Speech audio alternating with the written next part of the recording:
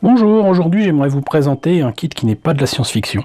Un kit qui par contre me rappelle de beaux souvenirs, non pas de la Seconde Guerre mondiale, mais d'une série que je regardais religieusement à la télévision. Il s'agissait des Têtes brûlées. Et avec le même acteur que les Mystères de l'Ouest, Robert Conrad. C'était vraiment une série que j'aimais beaucoup. Le générique est vraiment resté dans les annales, et le Corsair, qui est donc l'avion qu'ils utilisent, le F4U1 Corsair, est également rentré dans la légende, déjà par la forme très particulière de ses ailes, ensuite parce que tout simplement il était capable de rivaliser avec les capacités de l'avion ennemi pour la guerre du Pacifique du moins, qui était donc le Zéro japonais, donc c'était pas rien, surtout à l'époque. Et voilà, ça faisait des années que je voulais avoir cet avion, et il se trouve qu'il y a des années aussi, j'étais tombé sur la maquette LR du Corsair, pas cher du tout, et en vide-grenier, donc ou en boutique, je ne sais sincèrement plus, mais bon, ça coûtait une misère, et je me suis dit allez, ça a beau être du LR, allons-y. Et si je vous ai ressorti cette maquette, c'est pas pour rien, c'est que j'ai retrouvé la boîte. Je me suis dit tiens, ça va me permettre de montrer le kit que j'ai retrouvé monté il y a déjà un petit bout de temps, mais j'avais pas la boîte. Et je sais que c'est cette maquette là, je sais que c'est cette boîte là, je sais que c'est cette illustration là. J'ai la maquette montée, mais alors que j'allais vous proposer un sujet assez particulier qui était un kit bash inspiré des Viper, des vieux Viper de la série Caprica qu'on voit à peine dans le monde virtuel, avec une partie qui correspond à nos années 40 à nous, et que je voulais vous montrer ce qu'il aurait été possible de faire avec un Corsair justement, et de le transformer un petit peu en Viper de Caprica, avec deux moteurs à hélice à l'arrière. Eh bien, j'ai eu la surprise de découvrir que l'intérieur de cette boîte que vous avez là, donc, est très différent. Ce n'est pas du tout les mêmes pièces, ce ne sont pas du tout les mêmes pièces que la maquette que j'ai montée. Et il y a quand même de sacrées différences. Donc avant de vous montrer les pièces de cette maquette et ensuite d'en faire une comparaison avec le modèle monté, peut-être faire le tour de la boîte. Sincèrement, je ne sais pas d'où sort cette maquette. Est-ce qu'on me l'a filée? Est-ce que je l'ai trouvé en vide-grenier justement? Je ne sais pas. Je pense que j'ai dû le trouver en vide-grenier à un prix ridicule, certainement avec des peintures ou quoi. Des fois je trouvais des boîtes complètes avec les peintures, les pinceaux, les machins. Les mômes s'en débarrassaient, n'en voulaient pas. Et c'est possible, c'est tout à fait possible. Maintenant, j'en ai aucun souvenir. Donc, modèle ON72 du Corsair chez LR. Franchement, bon, je sais qu'il y a des gens qui défendent cette marque française, mais les maquettes de LR, c'est pas la joie. Souvent des détails en plein, des détails manquants. On verra ça tout à l'heure avec le Corsair que j'ai monté de mon côté. Donc, par contre, les boîtes souvent étaient superbes. Les illustrations ici sont magnifiques. Et je défendrai toujours bec et ongle les bateaux qui étaient proposés par LR, les voiliers, de l'époque de, par exemple, Louis XIV ou quoi. Mais c'était absolument superbe au niveau des boîtes, ça vendait souvent du rêve.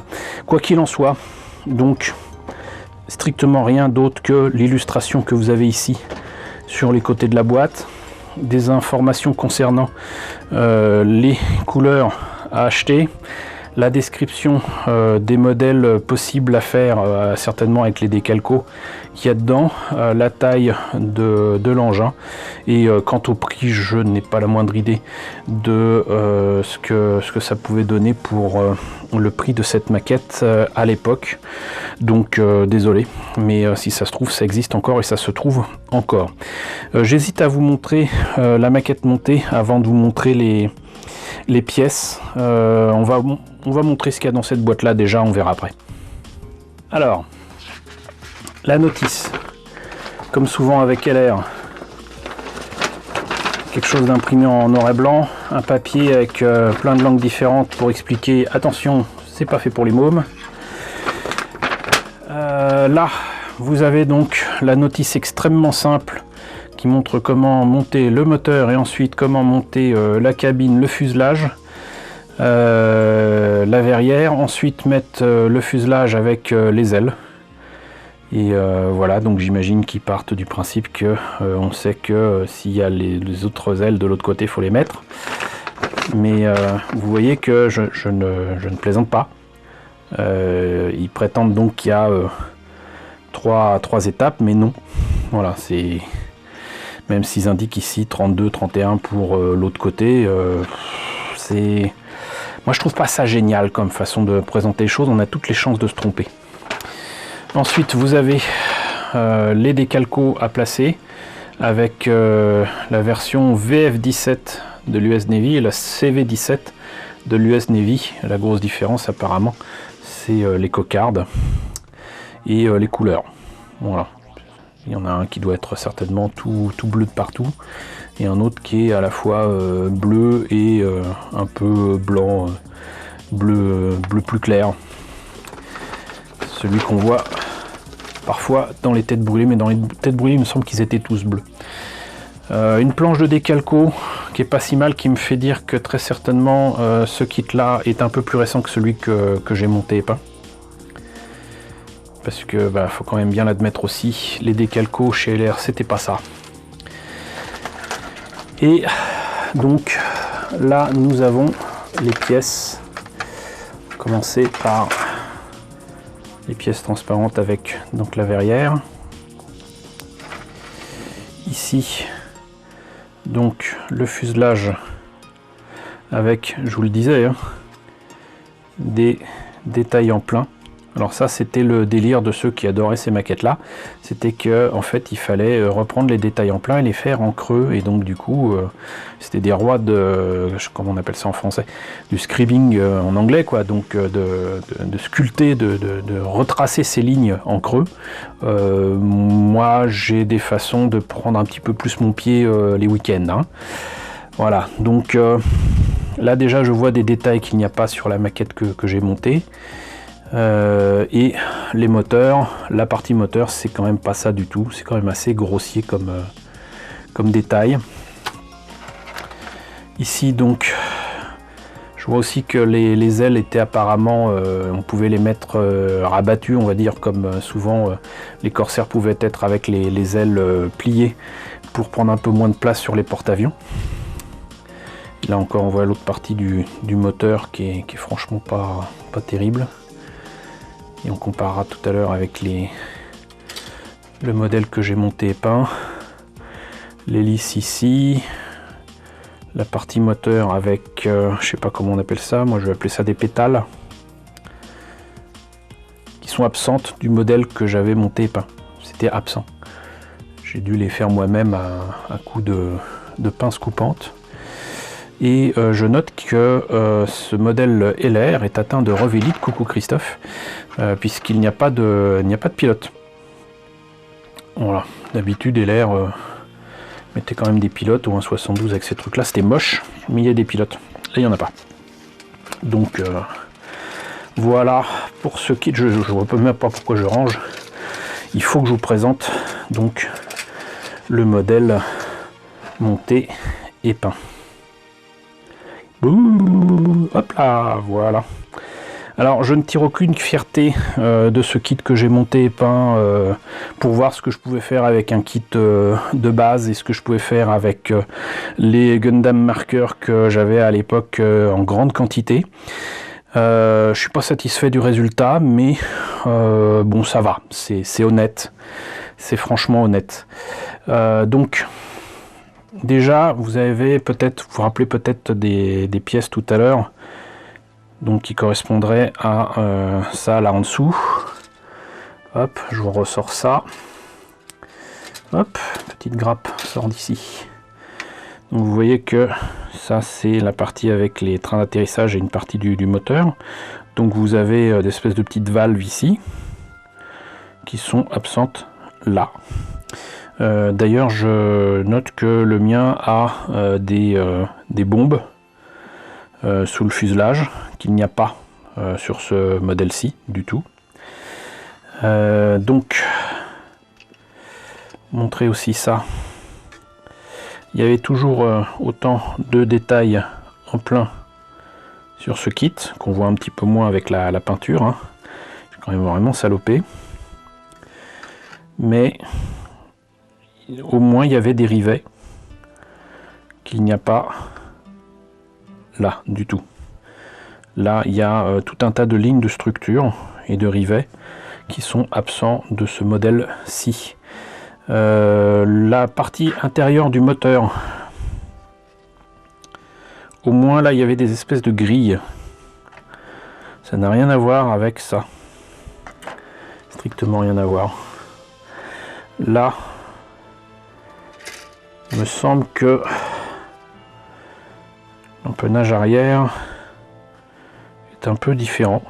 Vous voyez que là c'est tout droit, alors que là ça prenait cette forme là comme un éclair, si vous voulez, pour aller sur le fuselage.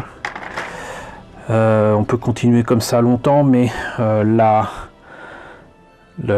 comment dire, cette partie moteur là, dont j'ai moi-même fait donc les espèces de pétales là, ça n'y était pas dans le modèle original.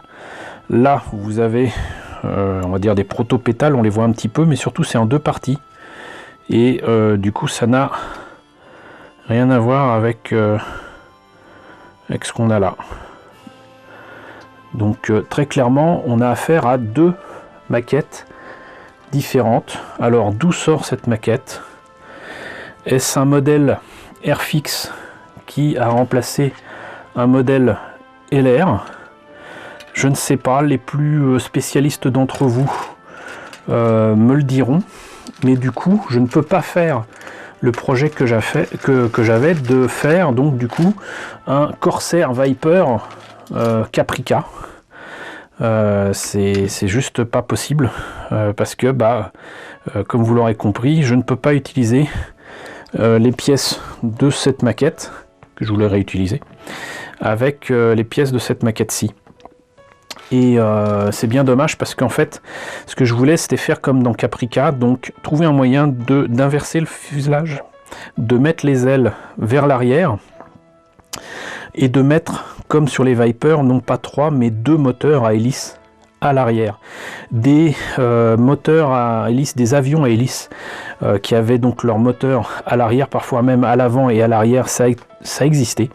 Apparemment c'était pas génial à piloter, mais ça a été étudié et je voulais faire ça. Ça aurait pu être sympa, ça aurait été une manière de comment dirais-je, de reprendre ce design classique et d'en faire quelque chose. Et c'est pas possible parce que c'est pas la même maquette. Donc pour l'instant je sais pas ce que je vais faire. Je vais peut-être essayer de trouver un moyen. J'attends que le destin m'envoie une deuxième maquette identique à celle-là. Mais sinon je pense que je vais surtout ressortir les vrais avions, des vrais avions qui ont inspiré le Viper de Caprica dans la série Caprica, qui est donc un spin-off de Galactica. Et je vous montrerai ça, c'est à partir de P40. Et sachant que le P40 en plus m'intéressait à un moment, je l'ai en 1,72 ou 1,48, voilà.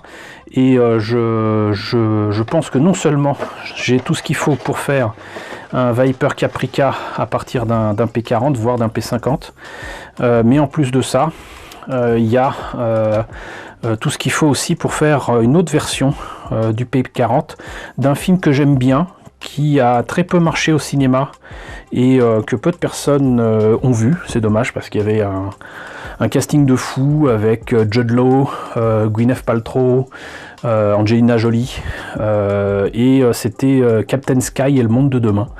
Et dans Captain Sky et le monde de demain, il y a un P40 qui est utilisé donc par le héros, mais qui est modifié et qui a des capacités de fou, dont celui de, entre guillemets, se transformer et d'avoir la possibilité d'aller dans l'eau, de devenir un sous-marin avec les hélices à l'avant qui se retrouvent à l'arrière. Je sais plus trop comment, mais en tout cas, dans mes souvenirs, il me semble que les hélices, en tout cas, se rétractent et l'avion devient un sous-marin. Voilà.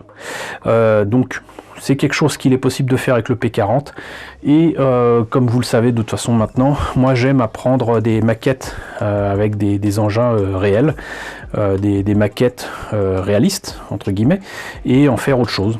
Et si en plus les maquettes entre guillemets sont moches, c'est pas plus mal parce que comme vous l'avez vu avec le Viper F104G que j'ai pris à partir d'une maquette Airfix de mémoire, et il y a moyen de faire des choses assez sympas avec des maquettes qui au départ sont pas terribles. Donc voilà, c'était juste pour vous présenter ça et vous montrer que oui, de temps en temps, il m'est possible de monter et peindre mes maquettes. Si je vous en montre autant sous boîte, c'est aussi pour faire en sorte que vous voyez ce que ça donne avant que je m'affaire dessus.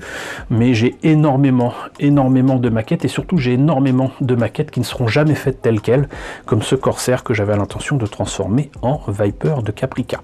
Voilà, écoutez, j'espère que la présentation de ce projet avorté, tué dans l'œuf quelque part, vous a quand même intéressé. N'hésitez pas à me dire ce qu'il en est dans la section commentaires, n'hésitez pas à liker, n'hésitez pas à partager, n'hésitez pas à vous abonner si ce n'est pas déjà le cas. Coucou aux nombreux abonnés qui nous ont rejoints ces derniers temps, bienvenue chez nous, voilà. Coucou aux grands anciens qui me suivent depuis plus de 3 ans, merci d'être toujours là, merci de votre soutien, merci de votre fidélité. Je vous retrouve donc très bientôt, j'espère, pour la présentation d'avions de la Seconde Guerre mondiale.